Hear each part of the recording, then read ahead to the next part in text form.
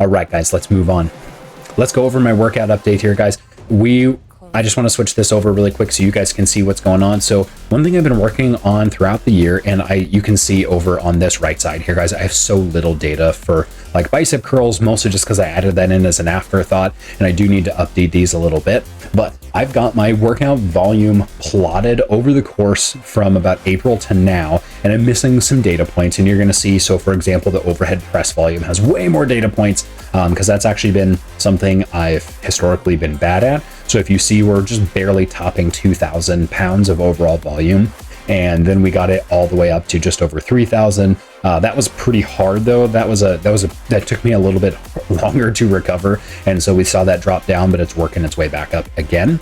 I have another shoulder day. So that's where my overhead press comes in on this Friday. So we're actually hoping to see potentially some better numbers there, but we're seeing kind of an overall trend in all of these, which I'm really, really excited about. Again, my bench press and my overhead press have been kind of historically not my best movements. My front squat, we've been working on incorporating this into my routine a little bit more as well, mostly just to improve knee health because I have knees of an old man, but my deadlift volume is getting very, very high. I'm actually very excited. This is probably going to be the first one that hits 10,000 on that overall volume.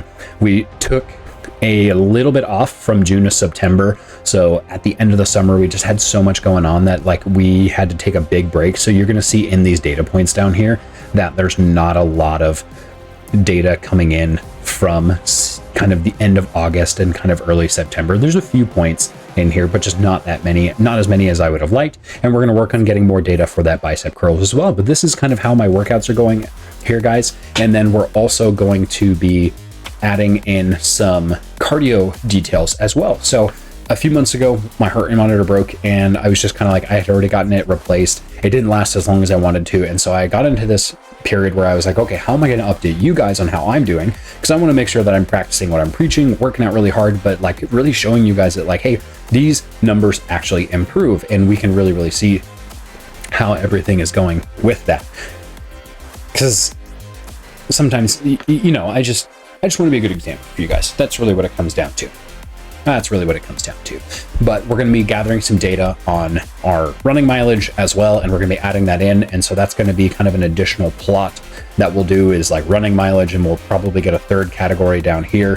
So we'll put all the graphs and stuff up for you guys, so you guys can start seeing how those lines are changing, how I'm improving, because I have been running quite a bit and I've been seeing those numbers improve, but I just haven't been tracking it. And so I want to make sure that I'm getting more data available for you guys as well.